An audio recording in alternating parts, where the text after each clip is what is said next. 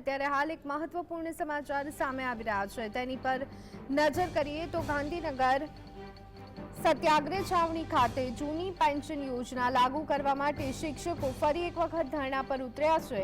અખિલ ભારતીય રાષ્ટ્રીય શૈક્ષિક મહાસંઘના નેજા હેઠળ શિક્ષકો 2019થી ઓપીએસ યોજના અમલમાં મૂકવા માટે માંગ કરી રહ્યા છે।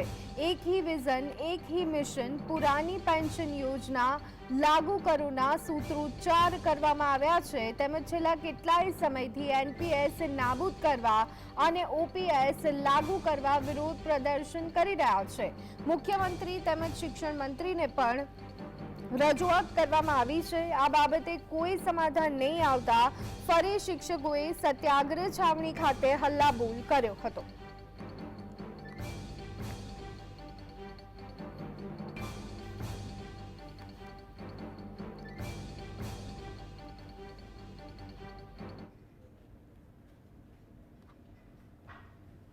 तो आज संदर्भे વધુ અપડેટ મેળવી લઈએ। અમારા સંવાદદાતા જતીન અત્યારે અમારી સાથે જોડાઈ ગયા છે। જતીન, ફરી એક વખત જૂની પેન્શન યોજના લાગુ કરવા માટે શિક્ષકોની માંગ શું વિગતો?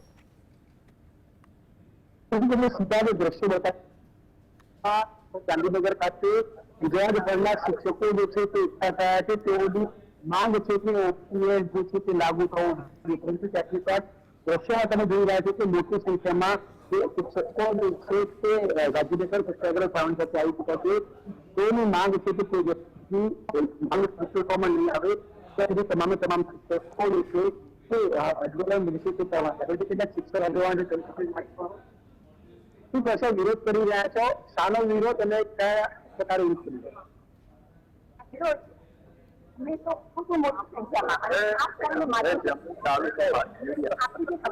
सरकार की हमने हमारे तालुका गांधीनगर खाते पण धरना कार्यक्रम करवा था। तो त्याचा तुम्ही स्वीकारलं ते आपली जे 2005 सालाना कर्मचारी જે ઓપીએસની માંગણી છે એ જલ્દી જ પૂરી કરે અને વારંવાર સંગઠને ઘણી બધી માંગણીઓ કરી અમે આ 5 બીજા દિવસે એટલે વિશ્વ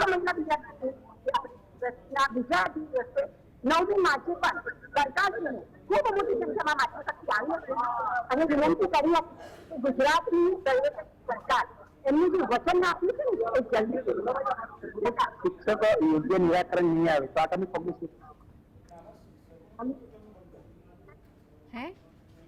અમારું પણ આ લોકો તો જ માંગી રહ્યા છે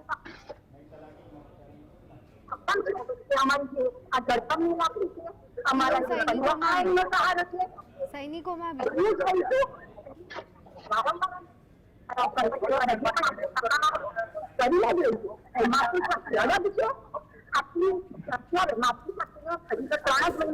રજા મૂકીને આવવું પડે છે।